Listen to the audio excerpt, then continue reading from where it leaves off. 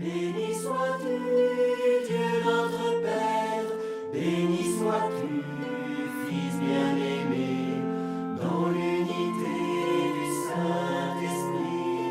Béni sois-tu. La grâce de Jésus notre Seigneur, l'amour de Dieu le Père et la communion de l'Esprit Saint soient toujours avec vous.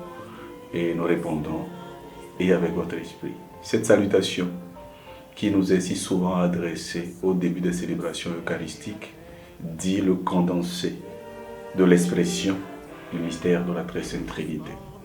Trinité, mystère fondamental et fondateur de notre foi. Parce qu'il faut lier l'unité et la Trinité des personnes. Le chrétien n'est pas celui qui croit seulement en un Dieu unique, mais en un Dieu unique en trois personnes. Parce que Dieu n'est pas solitude infinie, il est plutôt amour infini. Il est Père, il est Fils, il est Esprit Saint. Et c'est de cette foi que dépend même notre salut. Le Christ lui-même le disait, la vie éternelle, c'est qu'ils te connaissent, toi, le seul vrai Dieu, et celui que tu as envoyé, ton Fils. Connaître le seul vrai Dieu et Jésus-Christ, son envoyé, c'est connaître l'amour qui existe entre le Père et le Fils, c'est-à-dire connaître l'Esprit Saint, qui est l'amour entre le Père et le Fils.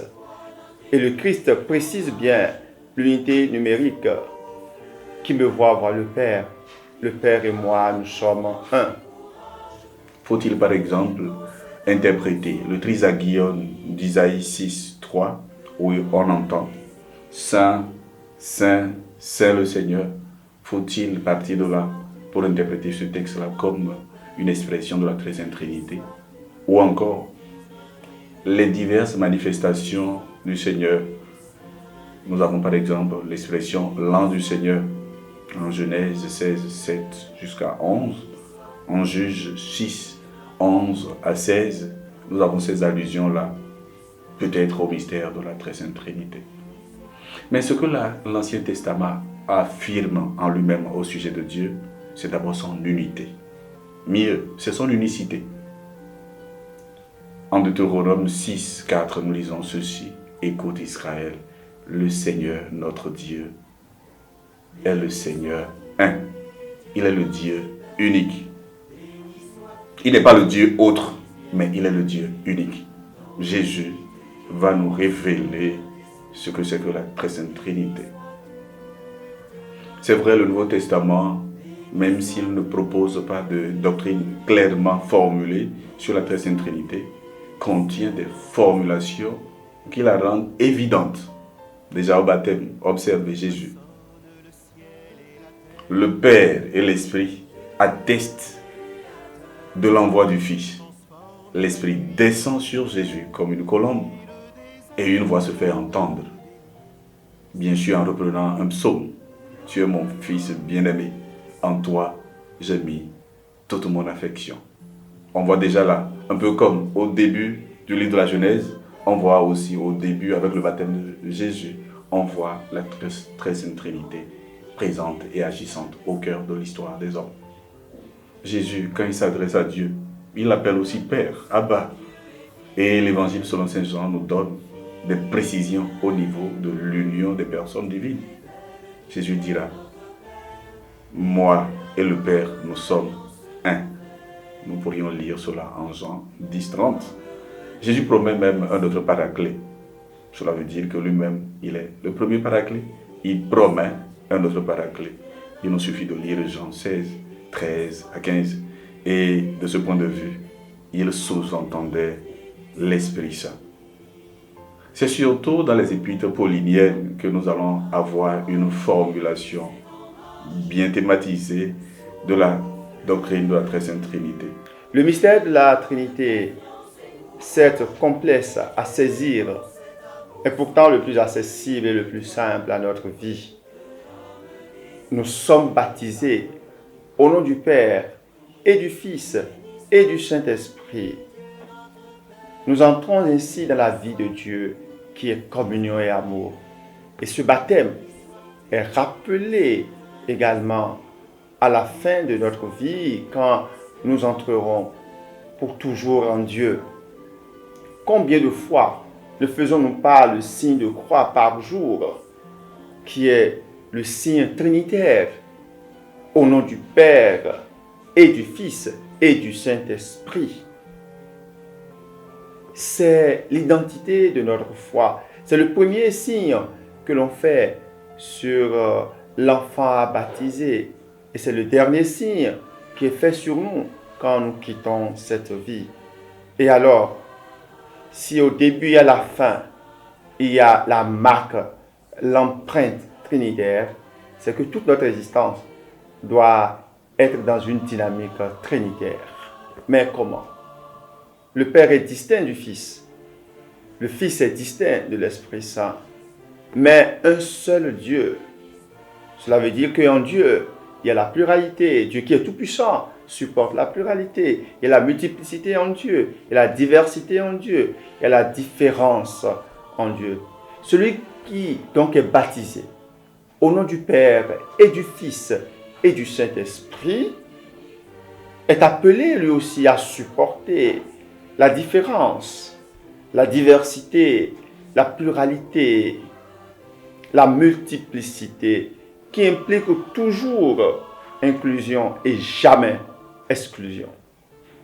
L'autre n'est pas moi. L'autre est différent de moi. Il n'a pas la même histoire que moi. Je ne peux donc pas le réduire à moi. Et cela s'apprend depuis la famille. Cela se vit depuis la famille et va jusque dans la société. Ce n'est donc pas mon idée seule, ma vision seule, ma région seule, mon parti seul qui constitue l'ensemble de la vie, l'ensemble d'une nation, l'ensemble de l'existence. Le Père est distinct du Fils, le Fils est distinct de l'Esprit Saint, mais ce qui fait l'unité de ces trois personnes distinctes, c'est l'amour, source de leur communion. Ce qui est au Père est au Fils, et ce qui est au Fils est au Père. Il y a donc un nous trinitaire. Les trois personnes sont inséparables. Les trois personnes, quand elles agissent dans le monde, agissent toujours ensemble. Ce que l'un fait, l'autre le fait. Il y a donc aussi un nous trinitaire qui implique un nous social, parce que Dieu, qui est Trinité, communion, d'amour, a créé l'homme aussi comme un être social. Il nous a créés hommes et femmes. Ce n'est pas l'homme qui a décidé de vivre en société. Il a été créé ainsi, marqué par l'empreinte trinitaire. Le chrétien doit donc se sentir engagé par ce qui arrive à l'autre, son frère, dont il devient le gardien et le protecteur. Célébrer la Trinité, c'est demander la grâce de savoir penser à l'autre et soigner le bien commun. C'est apprendre à vivre pour l'autre, à tenir compte de l'autre. Saint Augustin disait, tu vois la Trinité quand tu fais la charité. Tu vois la Trinité là où il y a l'amour. Et c'est assez expressif que bien souvent, la fête des mères, symbole de l'amour qui donne et se donne, la fête des mères souvent célébrée le jour de la Sainte Trinité, parce qu'elles sont appelées à être l'icône de cette Trinité. L'amour se partage, il se donne. L'amour s'ouvre et accueille. Et c'est comme cela que le mystère de la Très Sainte Trinité nous invite à ce partage de vie, à ce don de vie, à cette ouverture de vie et à cet accueil de la vie. À partir de l'amour, les trois personnes sont en relation mutuelle. Une relation qui n'est pas contingente, c'est une relation substantielle. Et nous avons là l'unité dans la diversité et la diversité à partir de l'unité. C'est là le mystère de la communion. Le chrétien baptisé au nom du Père et du Fils et du Saint-Esprit, c'est-à-dire le chrétien, celui qui fait plusieurs fois par jour le signe de la croix, doit apprendre à soigner la relation avec les autres. il doit intégrer une spiritualité de communion que le Saint-Pape Jean-Paul II a définie dans un de ses documents, Novo Millennio Eunte, au début de l'an 2000. Cette spiritualité de la communion est nécessaire pour assainir les pesanteurs socioculturelles que nous avons, nos diverses pesanteurs. C'est ces pesanteurs de renfermement, d'individualisme, de chacun pour soi, d'égoïsme. Et les axes majeurs de cette spiritualité de communion se déclinent ainsi: contempler le mystère de la Trinité. Et ce jour nous est donné pour contempler ce grand mystère de notre foi. Le mystère de la Trinité qui habite en nous et qui habite en l'autre. Nous sommes l'icône de la Trinité. C'est être attentif à l'autre, son frère, sa sœur. Partager ses joies et ses peines. Deviner ses désirs et répondre à ses besoins. C'est apprendre à voir le positif qui est dans l'autre. Valoriser ce positif. Le promouvoir et le considérer comme un don pour moi. Pas seulement le don à mon frère, mais le don de mon frère est un don pour moi. Et donner place à l'autre.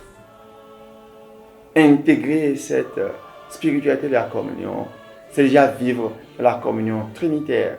Et l'Eucharistie, cette communion trinitaire, nous la vivons, non de manière théorique, nous la vivons dans l'Eucharistie, qui est communion. L'Eucharistie est donc un avant-goût de la communion trinitaire, où nous vivrons pour toujours quand nous serons en Dieu. Il y aura la plénitude de cette communion, mais elle commence sur cette terre de manière réelle, de manière sacramentelle. Célébrons donc ce grand mystère de notre foi. En méditant les actes de cette spiritualité de la communion, intégrons cette spiritualité de la communion. Apprenons à penser à l'autre, à vivre pour l'autre, à vivre avec l'autre.